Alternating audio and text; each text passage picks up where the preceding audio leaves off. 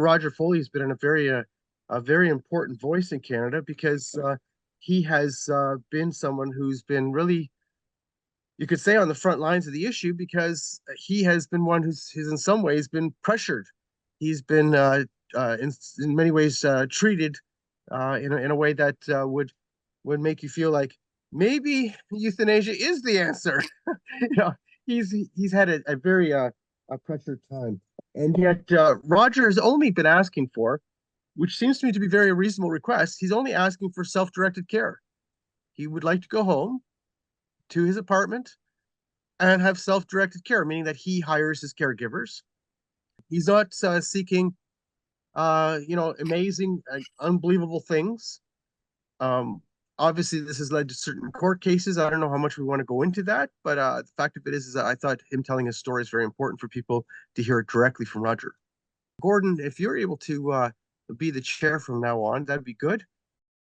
Yes, well, as Alex said, Roger was perhaps, well, he was one of the first ones for whom we actually had the proof that there was direct pressure being put on for him to choose made. And I definitely think he was the first that money was the clear and obvious motive of the people.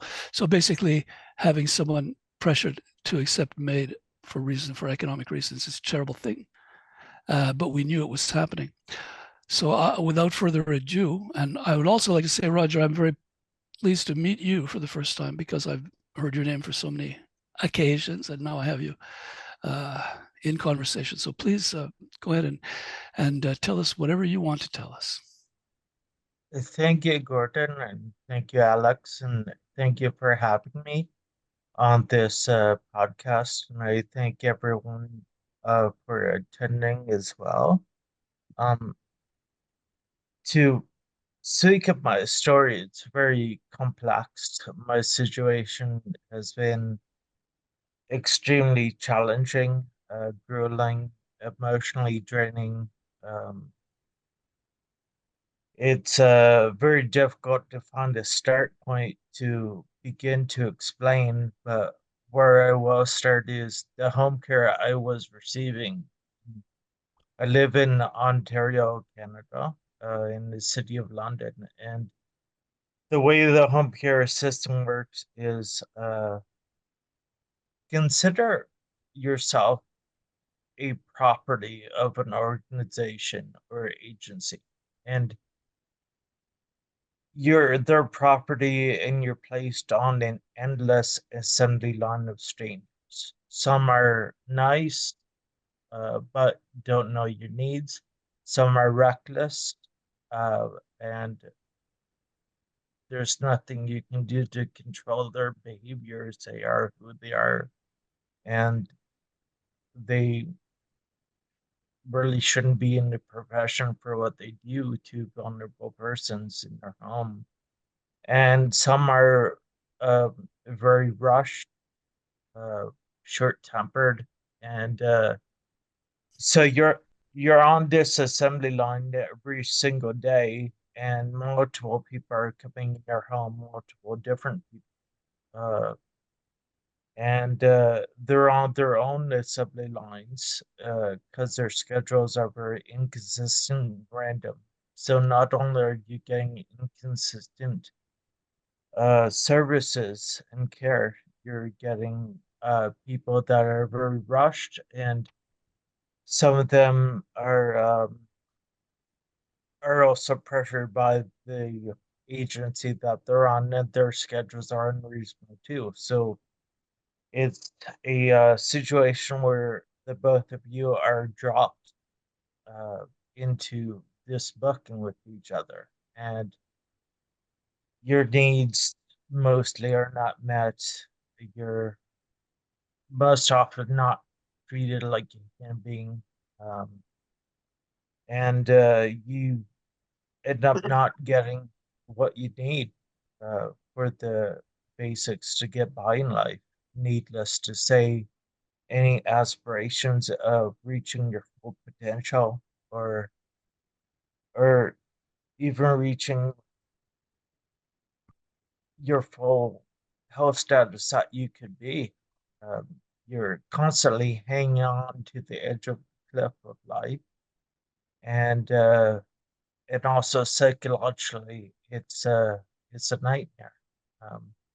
So that was my life in the home care system, and it's monopolized in Ontario. So there's only a few home care agencies that control the monopoly services over vulnerable populations, and I'm in the highest of the vulnerable population of complex needs, and I was actually classified as a high risk senior. Um, so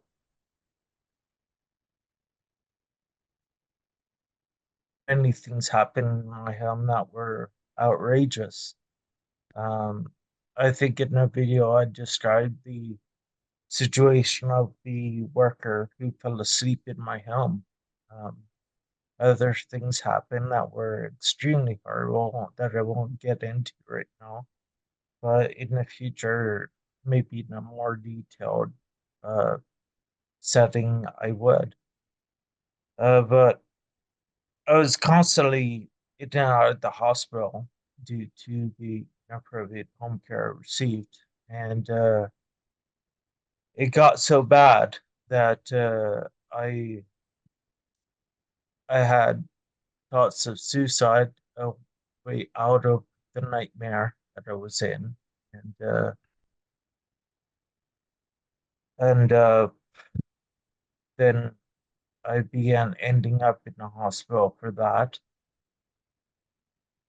The hospital and the agencies in the health authority, they all promised every time, oh, it will be better, we'll improve things. So everything they would promise, I would go back out there, and same thing would happen or worse, and end up back in. Um, So it's also very disingenuous. They lead you on with a carrot on a stick, but instead of a carrot on a stick, it's a rotted piece of vegetable that yields nothing appropriate. So I became stuck in a situation where I'm stuck in the hospital because the the care is so dangerous out there that I wouldn't live very long. And what I need in in the world, it there's a lot of countries that also enshrined it into their laws. I need individualized funding for home and community services, and other countries such as the UK has made it right to have through their CARES Act of 2014. In the late 90s in the UK, they passed the Direct Payments Act 1996. France has also made it a right, they called it the right to compensation. Other countries, even the Netherlands, have legislated for individual funding for home and community care. Denmark, Australia, New Zealand, even in the States, through Medicaid waivers, they have consumer directed care. It's called many different things in different states. Um, Also in the United States, there was the Olmstead uh, Supreme Court decision in the late 90s. And the Medicaid waiver system was increased, and there's also a program called Money Follows a Person that was installed to assist in the deinstitutionalization of vulnerable persons so that they could live in communities. So other countries in the world are far ahead of Canada. Canada does lag behind, and we have a fractured home and community care system. Uh, it's so fractured that the funds that are supposed to go to frontline care end up being eaten up by bureaucracy. And this is evidenced by in 2015, the Auditor General of Ontario found that 40% of the home and community care funds, 40% of the then $1.5 billion was being eaten up by bureaucracy and administration of the then community care access centers. Um, and now it's not much better. Every government that takes over in Ontario, they take apart the system and rebuild it, and it's just as much a mess as it is before. So, to give you some context on what the system's like right now, since 2015, the Ontario government rolled the CCCs, as they're called, into the local health integration networks, which were overseeing the CCCs, but also providing frontline alternatives as well in the same manner the CCC. So then you had the super lens, as they were called. And then when Doug Ford took over, he dismantled the lens and created his Ontario Health. And in Ontario Health, he took the lens and what was the CCC and essentially re-separated them again. And so what was the CCC is now the Home and Community Care Organization. And then what was LIN is essentially Ontario Health. And then on top of that, we have an under branch of Ontario Health called the Ontario Health Teams, which are kind of like what the regional lanes were. So it's equally as bloated. There's still monopolies on the population's health for agencies to control, and what very little individualized funding program there is on Ontario. It's always been very high barrier, and there's uh, not a lot that are able to be on the program. And the program, uh, it's there's a lot of troubles with it. Like you see in the media right now, the story of Michael Pizzarian, who needed more hours than the direct funding program would allow in Ontario. And it incited him to have to apply for MAID because the Ontario Health and Ontario Home Community Care and the organization that runs a direct funding program would not accommodate the time that he needs for its funding. So Michael applied for MAID, and Alex has written about Michael recently as well on his blog. Uh,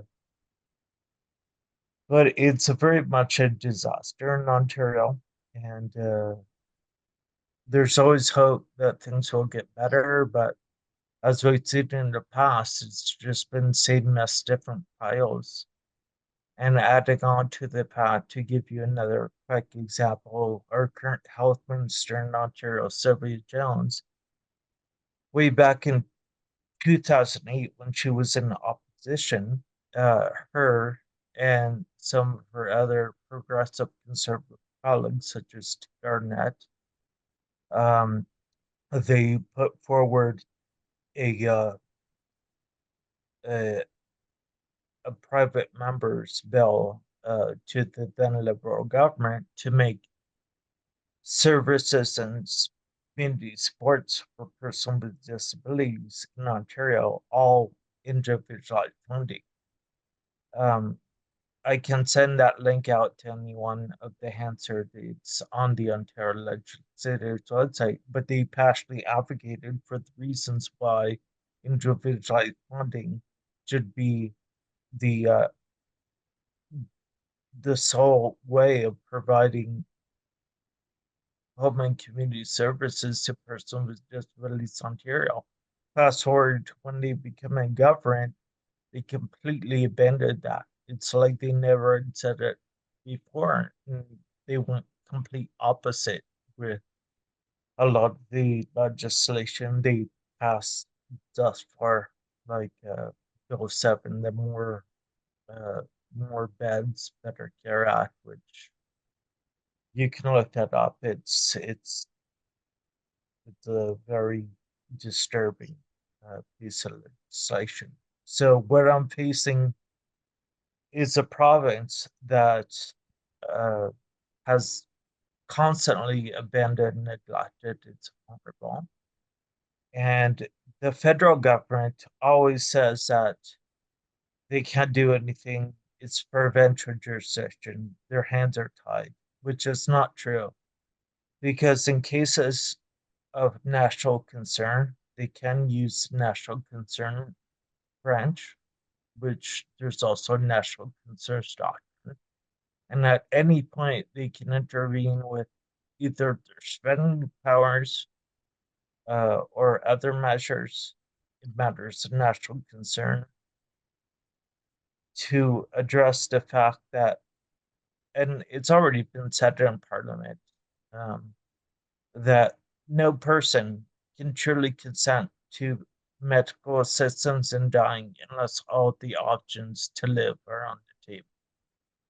It's been said that's a national concern many times, and if any of you would like materials on that, I could send it to you. So with the federal government, one thing I feel that they could do is they could arrange through national concerns branch individualized health trans Canada individualized Canada health transports, which would work similar to a mechanism they already created that's called the Registered Disability uh, Savings Plan, in which the federal government um, it's a system they worked out with the approved banks in the country, where when a person contributes to the RDSP, as it's called, uh, the federal government matches it with guaranteed bonds. In this case, it would be a Richard Circuit account to fund the Homeland Community Services for the persons with disabilities. So it's another mechanism that a nationalized individualized funding program could be established that would also solve the fractured nature province to province, and it would still work in line with the provinces because the assessments would still be done by provinces. It's just the actual individualized kind of health transfers would come from the federal government. So I've been seeking individualized funding for years. It's the only thing that I would be able to be safely provided for in my home to live. In the hospital, I face a lot of challenges, and I've gone into those in the video. I have been pressured multiple times to have a medically assisted death. It's been brought up to me inappropriately. Um,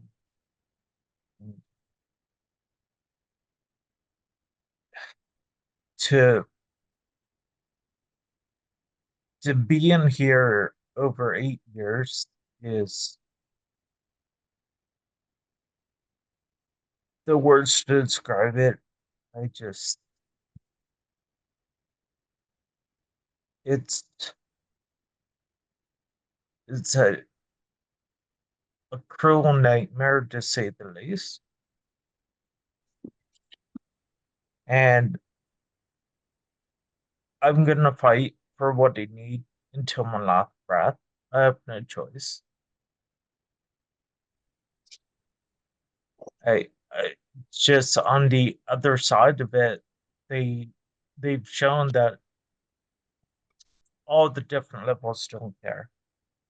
And we see in the country that both the healthcare system and their maid system has fallen apart, and it's rarely raised for awareness. Uh, there's some that raise awareness, but for the most part,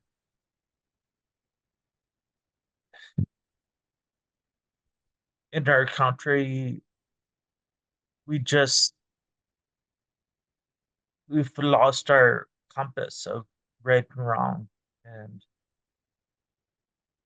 we've lost the value of looking at our vulnerable and as human beings.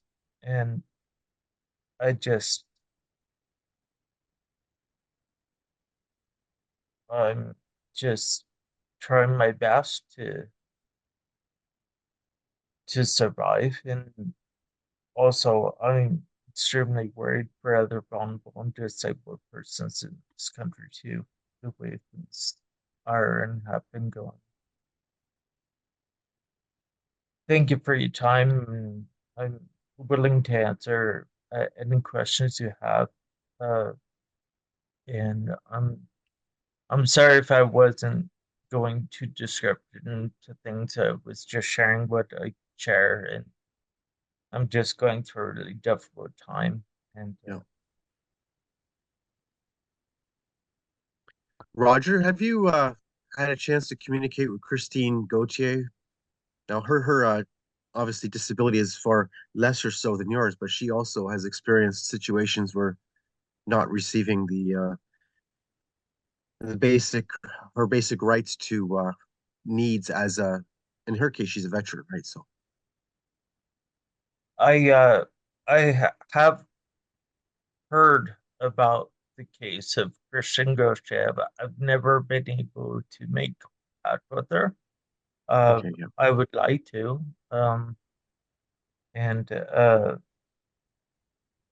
it's very disturbing what has occurred with the Veterans Affairs situation. And my father, he was a former World War II war veteran. So when I heard the reports of what was happening, it's just another thing uh, on top of all the other reports of what's been going on that you just wonder how much is too much in this country. Like, how far are they going to take it? And it seems that there's no boundaries. They want to get as far as, like, you really can't tell. Because every time they take it farther, then they plan to take it even more. Um, and it's endless. And yeah, so I have absolutely. heard about the veterans, and I would like to be in touch with any of them that would like reach out to me. Or Very good. Hey, Gordon, do you have any questions? Does anybody have any questions? You can unmute and ask questions to Gordon to Roger. Well, Roger, Okay. when I look at your situation, I'm a kind of my idea is problem solving. We look at your situation and find a solution to it. And then I see that all of these problems or all of these situations take individual solutions. And I don't know, in terms of the group here, I know I'm a moderator. I'm not supposed to take positions or anything, but it really seems like the one size fits all system, the impossibility of our planners facing the complexity of the planning, that we have really a problem of our whole system breaking down. we do have a problem. We have had a problem for decades. And to give an example of um, most of you probably aren't aware of this. It's not too well known in the history books, but in 1981, when the Charter of Rights and Freedoms were being drafted in Canada, the then Pierre Trudeau government, with Jean Chrétien as the Attorney General of Canada back then, were refusing to put persons with disabilities in the charter. They absolutely did not want to. And you can go on CPAC and you can view the committee hearings from back then, and you'll be shocked. Jean Crotchet is sitting in the committee room, sipping his water, arrogantly justifying why person with disabilities should not be in the charter, because the term disabled isn't mature yet. And it took the opposition and the media um, and a huge backlash against the then Pierre Trudeau government uh, for not including persons with disabilities in charter, to then Jean Chrétien reversing and saying, okay, I'll put persons with disabilities in section 15 of the charter. But that's a glimpse inside of the evilism that happens at the government level. And if we also look to our courts, the same thing happens there. Where right now we have compassion without wisdom. And you have these court decisions where if they rule on supports for vulnerable or disabled to live, there's huge barriers and uh, and decisions are made not out of wisdom or hearing evidence, but if you look in the reverse, where it's let's expand euthanasia, it says it's suicide or let's legalize it, the courts have rolled out the red carpet for it. And so our legal system has passion without wisdom, and our government levels have embedded evilism through it, where in the full spectrum of thing, everything is seen through an ableist lens. So our system for decades has been a mess in every province for healthcare. Our government uh, really uses the scapegoat that it's not their jurisdiction, and they allow vulnerable and disabled to suffer and now go through wrongful deaths through the MAID process. And no matter what any politician running says, they don't do. Like the example of Sophia Jones, where was her passion in 2008 about individualized funding when she's Minister of Health now? It's nowhere to be seen. So a lot of not only restructuring has to happen, but a a change in the way our systems, our government, and our courts look upon persons with disabilities and vulnerable persons. Right now, where our citizenship is restricted just based on their disabilities, and we have very little awareness about the injustices that happen, and it's going to take a lot to see any change, and hopefully there will be. Uh, I know there's many out there, disabled organizations, advocates, seniors organizations, other vulnerable persons organizations advocating for it. But it's that titanium wall that I was speaking to in my video.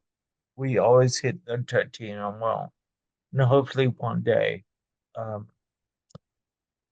we're able to break through. So, Roger, I know that since you basically live in a hospital room 24/7, I know that that affects you emotionally. It's pretty tough. So, did you want people to be able to email you and communicate with you? Sure, they can. Right now, what I could do is, after our discussion, I could email you Alexa email where those who want to be in touch with me can get in touch Yep, and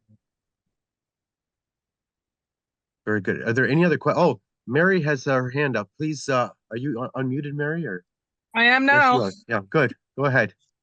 Hi, Roger. I'm so glad to meet you. I live in Hamilton, Ontario.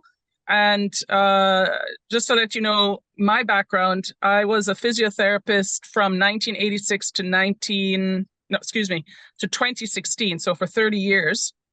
And I've worked in inpatient care at the Hamilton General. I've worked in outpatient care. I've worked in home care. And everything that you've said is absolutely what I've observed in terms of the gaps. And it's always distressed me. As a physiotherapist, sort of seeing what would happen to some of my clients in home care who are trying to live in their homes and not being able to be comfortable. Not so bad when you only need one or two services and you're able to walk and maybe make yourself your own sandwich and you just need somebody coming in a couple of times a week to check your, to do some wound care of something that's going well. But in your situation where someone is more, for want of a better word, profoundly disabled, it's so hard. And one of the things, Roger, that I want to say is you are such an articulate speaker. And if you are having trouble navigating the system as an articulate speaker who is fairly young, I don't think you're 60 yet, how in the name of God in heaven are some of those other clients out there who are not as articulate? How are they managing? I mean, this is something I think that speaks to always making sure, if possible, as you're growing into aging in place. By the way, I also have a BA in gerontology. It's so important right now to start facilitating and nurturing those young people around you to act as your advocates. Because it feels like if you don't have an advocate out there, you can be as articulate as you want, but you might still end up between a rock and a hard place, which is kind of your situation right now, isn't it, Roger? Right? yeah. So when our friends at EPC told us about your situation, I was like, oh, I got to meet this guy. He sounds amazing.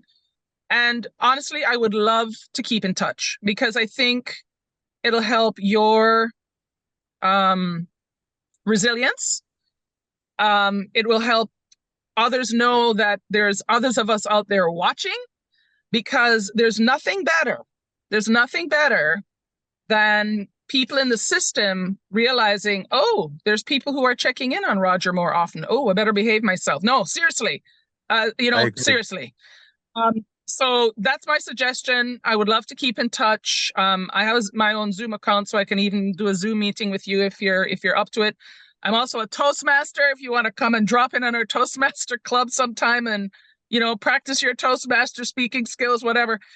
There's just so much that can be done to make sure that your situation does not fall by the wayside, and also keeping in touch and finding out about other situations. I've learned a lot from you this morning about how things got to where they are. I was shocked when you said about the Charter of Rights not having disabled persons, simply for the fact that the term disabled was a new term. And so even putting it in wasn't even considered. I mean, wow. So it also maybe speaks to, and perhaps I'm going to stop talking after this because I might end up becoming political in this, but it may be the fact that a certain prime minister's father didn't want to have it in, maybe speaks to why he has certain attitudes about. I'll just stop there right now before I get into trouble. Thanks very much, Roger, for speaking your mind. So, Mary, I don't think Roger would have a problem with you visiting London and bringing him hummus. Yes, I Okay, do love hummus. That's my favorite food. so Claude was the first one to have his hand up, so he goes next. Thank you very much, Roger. Thank you very much for your compassionate honesty. Very helpful. I'm a retired palliative medicine consultant living in the UK. Assisted dying is coming to the UK. There's no question about that. It's not there yet, but there's a number of bills that will happen. We have a choice over the next few years as the bills get finalized to do something different. And I'm intrigued, really. I hear the voices in Canada, but also elsewhere, voices that say, well, look, we can't sort out health and social care deficiencies. It's a perfectly reasonable thing to have assisted dying. And they're very concerning voices, but they're growing. And I wonder if the major problem, we always say, well, we shouldn't have this and we shouldn't. I wonder if the major problem is that actually it's embedded in healthcare, particularly in Canada, but also in many other jurisdictions. Switzerland is perhaps a slight outlier.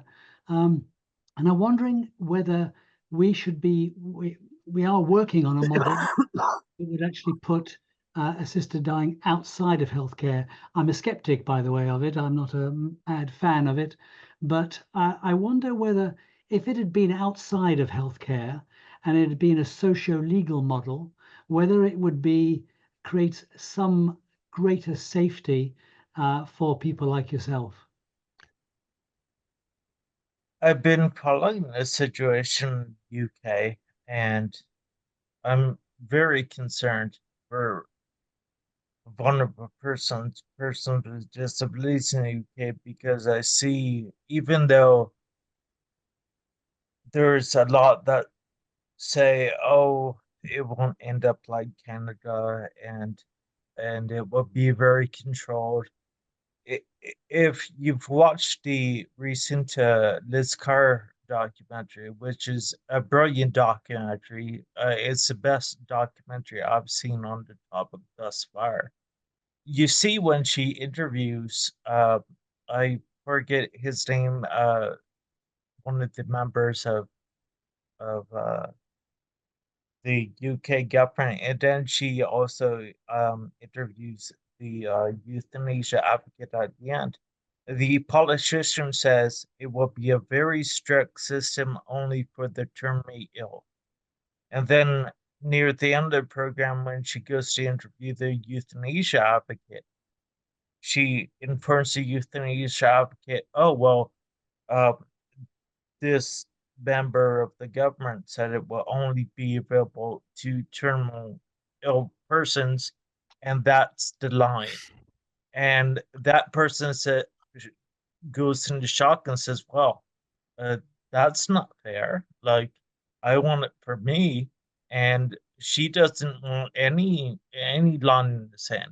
So when you legalize this, and it doesn't matter if it's in the healthcare system or outside in a social legal system, it's still there, and it will expand.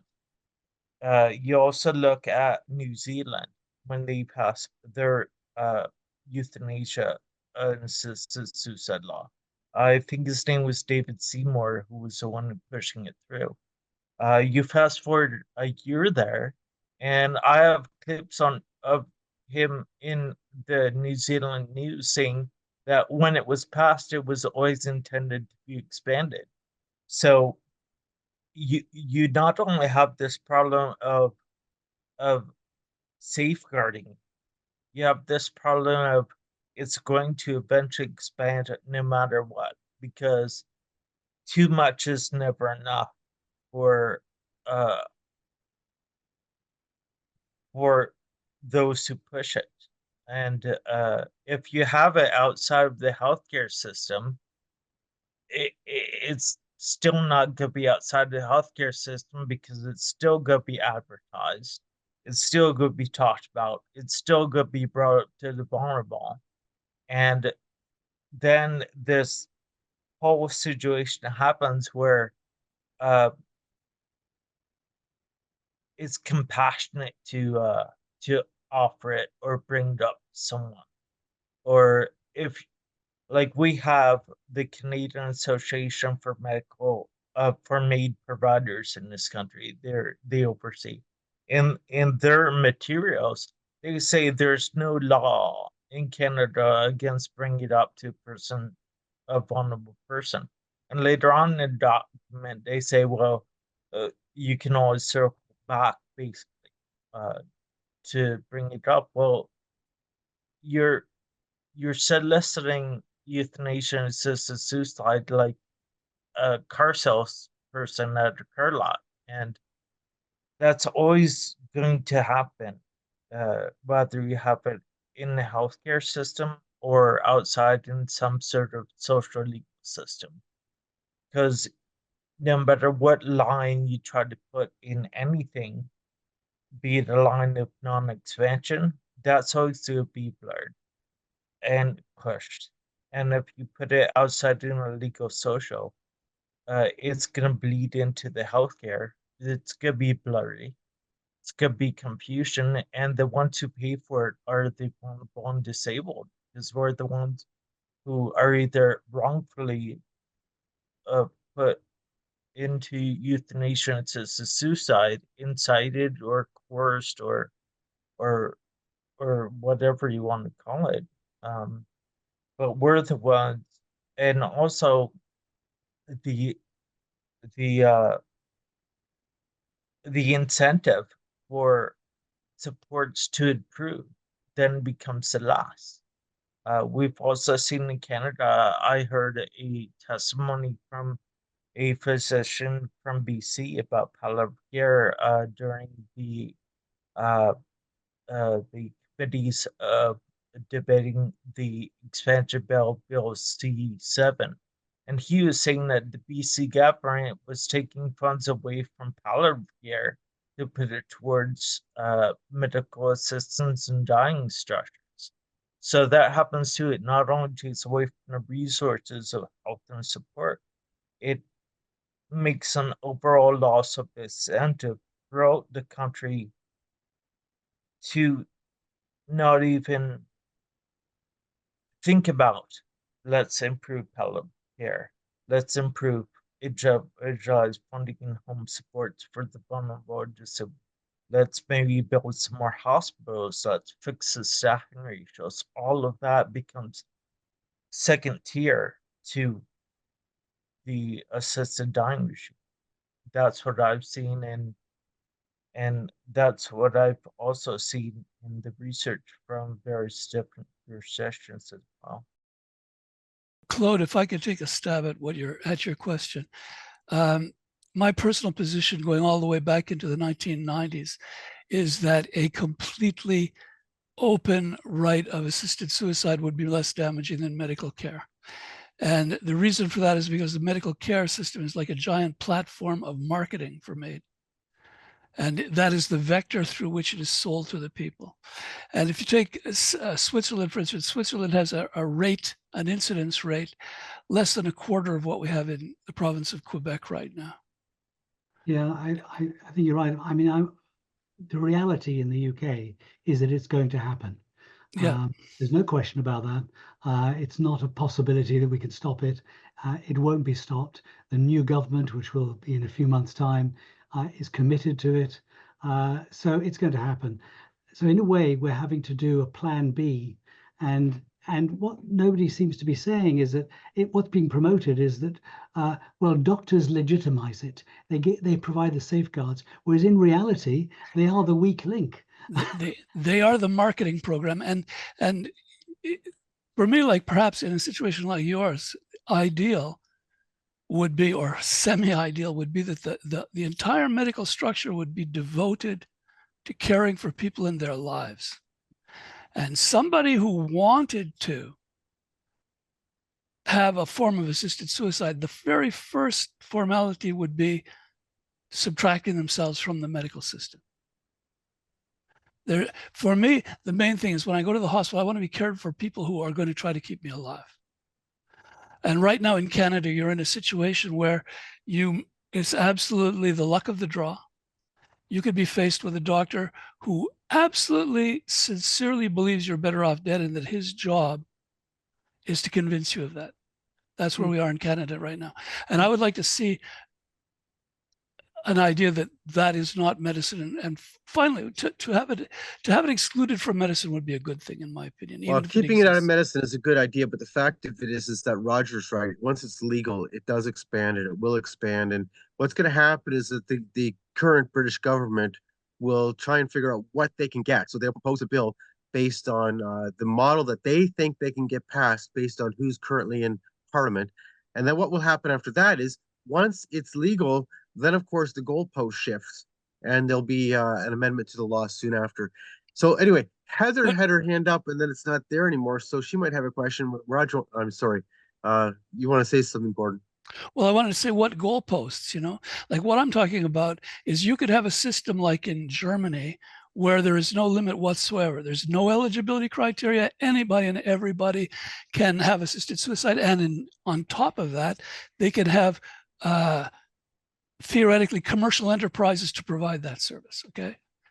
But that would still be sad. That would still be better than having a medical system devoted to managing death instead of promoting life. Roger, thank you very much for sharing your story. It's important that disabled people get their stories heard. I too am a disabled person. I'm currently living in Saskatchewan. I lived in British Columbia for 40 years and I had to leave because I didn't have a family doctor. I was hospitalized 3 times between 1918 and 1919. I have cerebral palsy, so I ended up with spastic paralysis. And twice in the same hospital, I was offered MAID. And twice I refused it. Then I was hospitalized in Alberta. I was living in Maple Creek, which is close to the Alberta border. So the nearest closest hospital was Medicine Hat. And there again, I was offered MAID, but the nurses were very cruel. I had one nurse look at me and say, if I was in your situation, I would have it in a heartbeat. You're not living, you're existing. I just looked at her and said, you don't get to make that. You don't get to make that call. My life has value. Every human life has value. And I think that's the thing that we need to remember as a society, is all of us are human beings, regardless of the challenges that we're living with. What we're facing with the current,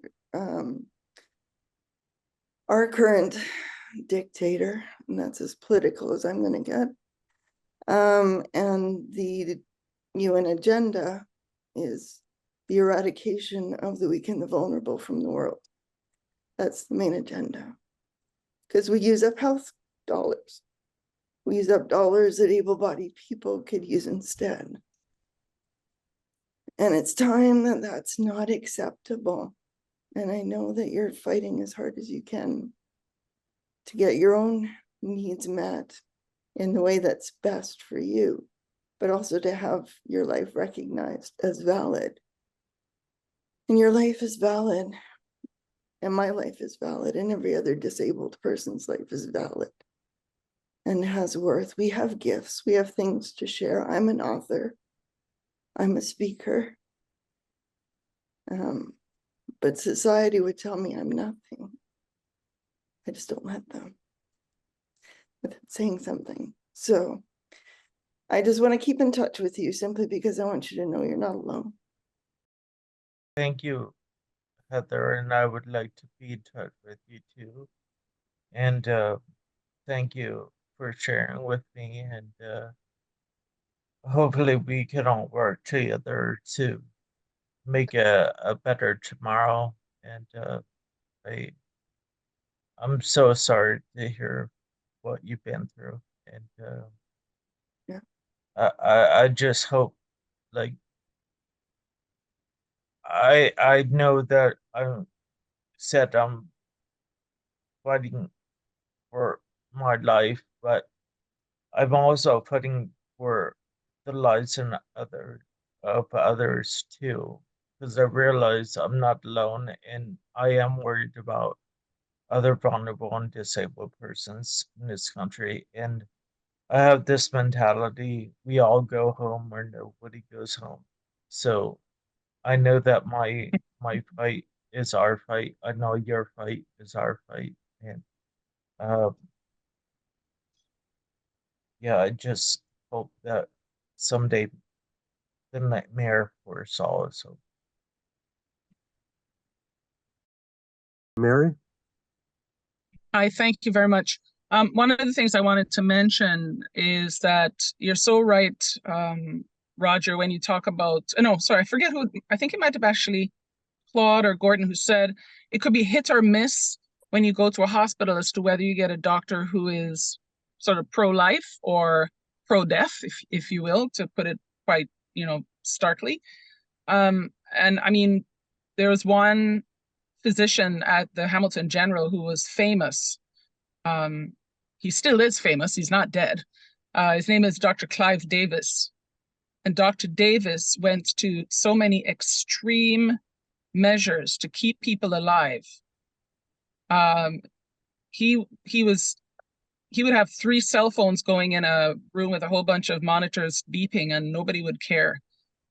Families were grateful to have him because he would pull people through who other people would just say, oh, they're kind of in a vegetative state, but, we don't think they're going to recover, blah, blah, blah, blah, blah. And so he became known as, and I can say this because he even knows the name because it's been in the newspaper, Keep 'em Alive, Clive. Okay. And I think in looking at the whole concept, I also want you to be aware, and don't for a minute think that I agree with it. But I think when we look at people who are greatly injured, okay, so I'm talking about somebody who has had 90% second and third degree burns, for example. And it is an extreme emotional toll on the staff to care for this person. So I don't think I would be betraying any confidence because I'm not using any names or any particular nurses' names or any hospital I've been in. But, I live in Hamilton and there's only one burn unit here. And I've been out of physiotherapy for, almost 10 years now. So nobody's going to have a finger pointing at me saying, or you're talking about this person. But I can honestly tell you that there have been nurses coming out of caring for some of these profoundly injured people, bawling, crying, because they're emotionally having a hard time dealing with it. But knowing also that it's not up to them to stop doing it. And as long as the family wanted the person to be cared for, it was up to the family and they would continue. They would do it. But there was one fellow in particular who all of us were like, oh my God, what this man has had done to him. How is he still alive? The will to live. And he did recover, regain his consciousness. And what's happened to him since then, I don't know, because once they leave the hospital, we lose touch. But everyone was surprised. And I think it's often in the end, when they see the result and they see the good that has come out of a bad situation where they participated in the healing, it comes back to them in spades that they did the right thing. But nonetheless, it is still emotionally draining, physically draining.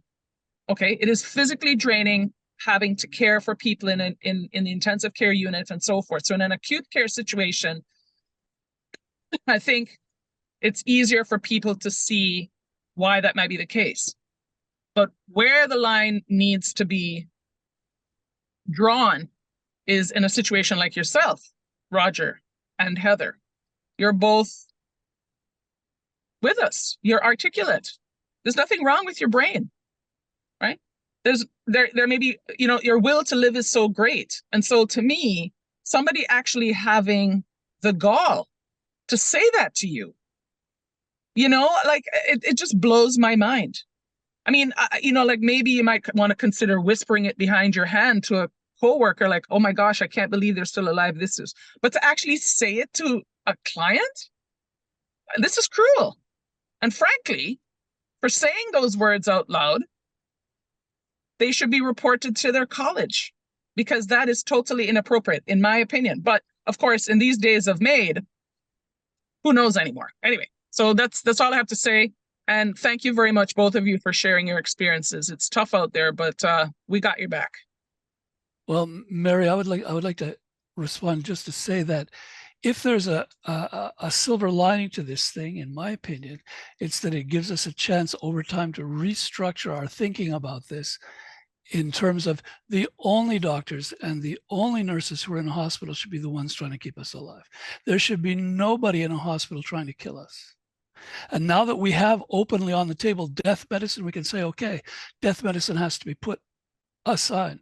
And perhaps I'm a little bit zealous, but my particular line is no exceptions, no compromise. People don't have to be charismatic and intelligent and articulate like the people here today. People can be just ordinary, down off the wall people, completely dependent and without the ability to express themselves or even to speak, and their lives should be respected and they should be kept alive. That's my opinion anyway. And for me, that's what hospitals are for. So you shouldn't have anybody working in a hospital who doesn't think that way. Okay, so we're at 3 o'clock. Is there any last words for Roger? And then no last words? Good. Thank you very much. Thank you. Thank you, Roger. Thank you, Thank Roger. And you. Roger, if I bring Thank you you, London, I Alex. will bring you hummus. I'll bring you Wonderful hummus. meeting you. London. Thank you. Bye now. Bye. Okay. Bye.